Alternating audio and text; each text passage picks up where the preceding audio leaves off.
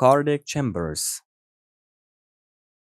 The heart functionally consists of two pumps, separated by a partition. The right pump that receives deoxygenated blood from the body and sends it to the lungs. The left pump that receives oxygenated blood from the lungs and sends it to the body. Each pump consists an atrium and a ventricle, separated by a valve. The atria have thin walls because they only pump blood to the ventricles, while the ventricles have thick walls because they pump blood to the body.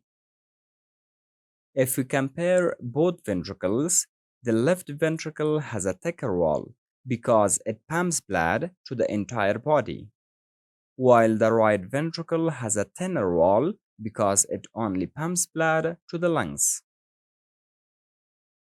This is the right atrium, which forms the right border of the heart and also contributes to the right portion of the heart's anterior surface.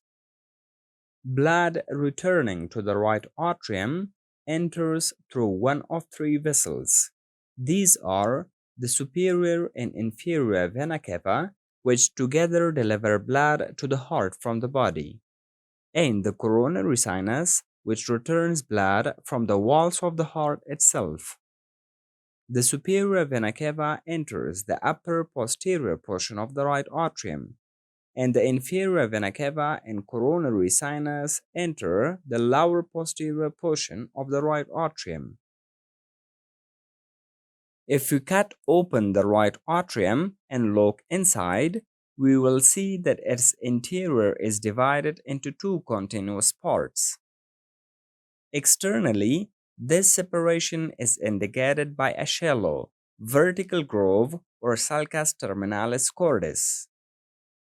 But internally, this division is indicated by the crista terminalis, which is a smooth muscular ridge. The space posterior to the cresta is the sinus of vena cava. It has smooth, thin walls, and both vena cava empty into the space. The space anterior to the cresta, including the right auricle, is the atrium proper. Its walls are covered by ribs called musculi pectinati or pectinate muscles.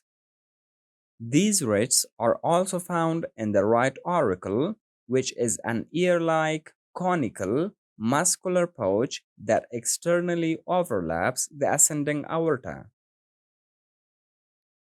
The right atrium has the opening of the coronary sinus, which receives blood from most of the cardiac veins.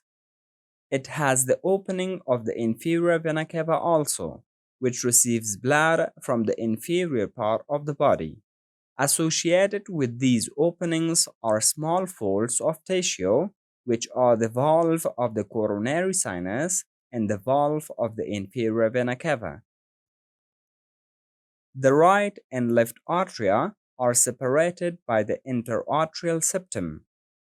A depression is clearly visible in the septum just above the orifice of the inferior vena cava.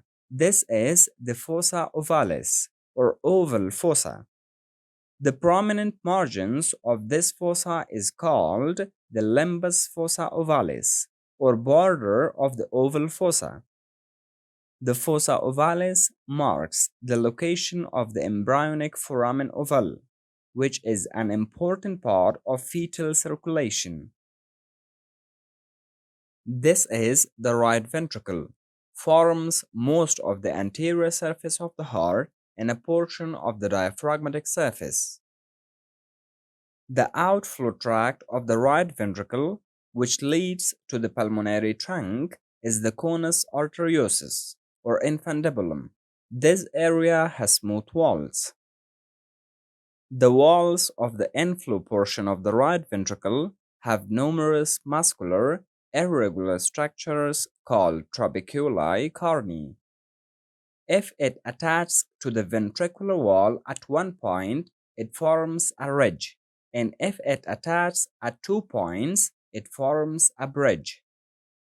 These are the papillary muscles, which have only one end attached to the ventricular surface, while the other end is attached to the tendon-like fibrous cords, which are called chorda tendineae, which connect to the free edges of the cusps of the tricuspid valve. There are three papillary muscles in the right ventricle. The anterior papillary muscle is the largest and most constant papillary muscle. The posterior papillary muscle and the septal papillary muscle, which is the most inconsistent papillary muscle.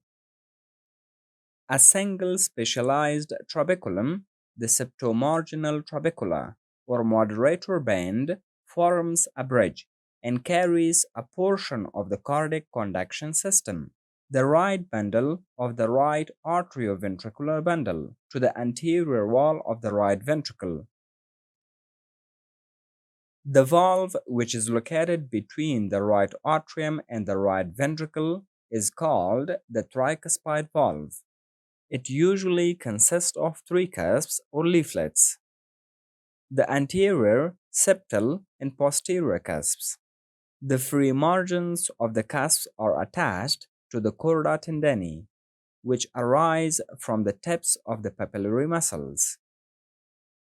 During filling of the right ventricle, the tricuspid valve is open, and the three cusps project into the right ventricle. But during systole, the tricuspid valve is closed, and contraction of the papillary muscles attached to the cusps by chorda tendineae prevents the cusps from being everted into the right atrium. Necrosis of papillary muscles following a myocardial infarction may result in prolapse of tricuspid valve. The valve, which is located at the apex of the conus arteriosus, the opening into the pulmonary trunk, is called the pulmonary valve. This valve has three semilunar cusps: the anterior, right, and left semilunar cusps. The free superior edge of each cusp has a middle thickened portion, which is called the nodule of the semilunar cusp, and a thin lateral portion, which is called the lonula of the semilunar cusp.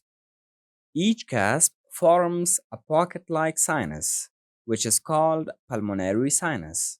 After ventricular contraction, it fills with the recoil of blood and forces the cusp closed. This prevents blood in the pulmonary trunk from refilling the right ventricle. We will explain the anatomy of the left side of the heart in the next video. Stay tuned and see you again. Thank you for watching DMZ Medical Lectures. If you found this information valuable, please give us a thumbs up, subscribe, and share with others who may benefit. Remember, knowledge is the key to good health. See you in the next video.